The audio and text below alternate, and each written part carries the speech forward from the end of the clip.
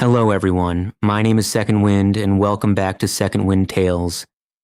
Every story on this channel is made to help you become mentally stronger, emotionally wiser, and better at the small things that quietly decide your life. Today's story is called The Marks on the Tree. Before we begin, I want to show you one thing. High on the trunk of a dead elm in the middle of a wood, there are 9 small marks cut into the bark, one under the other. In 19 years, there will be none left to cut, and the bird who made those marks will be, in every one of those 19 years, the finest nest builder in that wood. So let's begin. The storm came in October and it brought down half the nesting trees in Hollowood. The birds woke to broken branches everywhere, nests on the ground, whole families with nowhere to go. And then the wood did what woods do. It started rebuilding. Bram was an old woodpecker, and he lived in a dead elm at the center of it all, and everybody came to him, because everybody knew there was nobody better. Bram could look at a fork in a branch and tell you whether it would hold through a wind. He could tap a trunk twice and know if the heartwood had gone soft. In 30 years, no nest Bram had approved had ever come down. He was not unkind. I want to be clear about that, because it would be a much easier story if he were. He was simply a bird who saw the fault first. A sparrow brought him a bundle of twigs that first winter and stood there hoping while Bram looked at it once. "That fork's too wide," Bram said, "and you've used willow. Willow goes soft in the wet." The sparrow said, "It held last year." "It held. That isn't the same thing." And he was right. He was always right.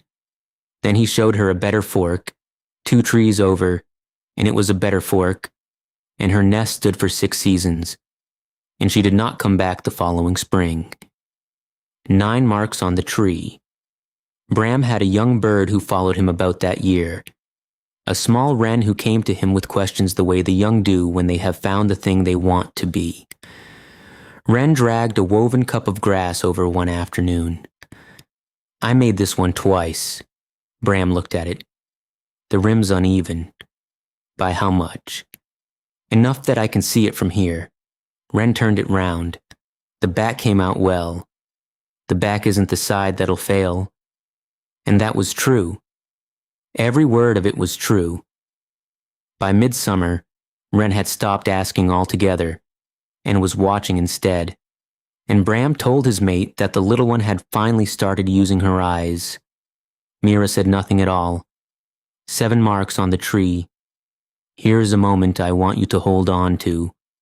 Sometime in the 7th year, an ordinary thrush came to him about an ordinary nest, and stood on the branch while Bram told him everything that was wrong with it. And when Bram had finished, the thrush opened his beak to say something. Then he closed it, and thanked him, and flew off. Bram did not notice. There was no reason he would have. I will come back to that thrush. By the 10th year, Bram was the most respected bird in Hollowood, and if you had asked anyone whether he was well thought of, they would have said yes without hesitating. And his elm was quieter than it used to be. He put it down to a smaller season. That was reasonable. It was also true. It was simply not the reason. 4 marks on the tree. Wren left in her 3rd autumn and made her nest in the far end of the wood near the water. She came back once that winter, for a length of good grass she had left in his hollow. She stood on the edge of it a moment as though she might say something. Then she said goodbye and went. That evening, Mira started something on the branch beside him.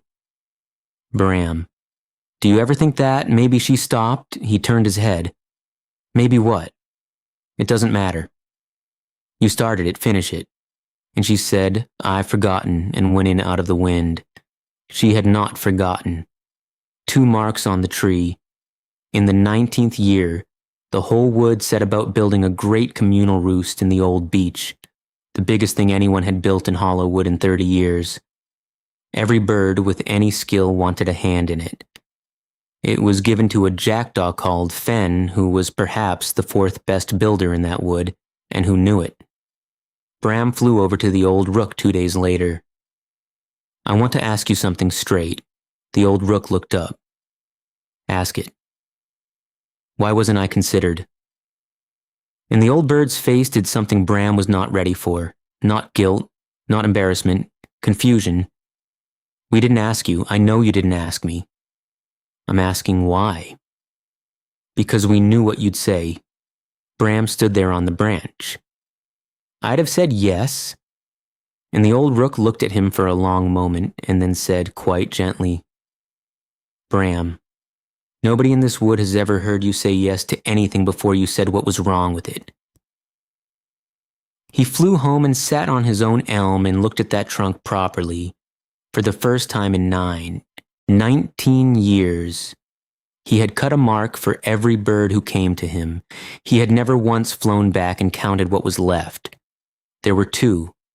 There had been 9, and nobody had told him.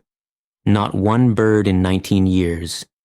Because to tell someone that, you have to bring them something. And bringing Bram something was exactly what they had all quietly stopped doing. That week, he went down into the base of his own hollow, looking for nothing in particular, and found a small bundle of Wren's old practice cups tucked into a crack and packed round with moss, kept, put away carefully. Some of them were very good, and he could not remember in 3 years ever having told her so. He went to find her at the far end of the wood. It took him most of a morning to work out what to say, and in the end it was 6 words. I never said it was good. Wren looked at him a long time. No, you never did. And then, thank you for saying it now. Bram was old when he changed, which is late, and he did not change all at once. He made himself one rule, and he was rigid about it, the way old birds are rigid about things. When somebody brought him something, he had to say the first true good thing he saw before he said the first fault, not instead of, he never stopped telling them what was wrong, that was his whole worth. Just, not first. That's a good tight weave on the near side, pause, now. That fork's too wide. The same information, the same bird, the same fault a moment later. It took most of a season before anything happened at all. Then a sparrow came back who had not come in 6 years. Then another. Then a thrush he barely knew brought him a small thing, and stayed on the branch afterwards, talking about nothing for a long while, which had not happened at that elm in 2 decades. He never got the great roost. That was gone. But by the end there were 6 marks on that elm again, and one of them was Wren's, who had her own hollow by then and sent him the work that was beyond her. And near the very end, a young bird came to that elm and asked him a badly put question about weaving a rim. And the first thing out of Bram's beak was that it was a good question. So let me ask you something. When somebody brings you an idea, at work, at home from your own children, what is the first thing out of your mouth? Be honest, not what you mean. What you actually say out loud in the first 3 seconds, because that is the only part they remember, and it is the entire basis on which they decide whether to bring you the next one. Here's the one thing you can do with this. For 1 week, whenever somebody brings you anything, find the first true good thing about it and say that before you say the problem. You are not being fake. You are not lowering your standards, and you are not going to stop being right. You are moving 1 sentence to the front. That is all this is. 1 sentence, moved. It will feel completely unnatural for about 4 days. And then somebody will bring you something they would not have brought you a month ago, and you will understand exactly what it has been costing you.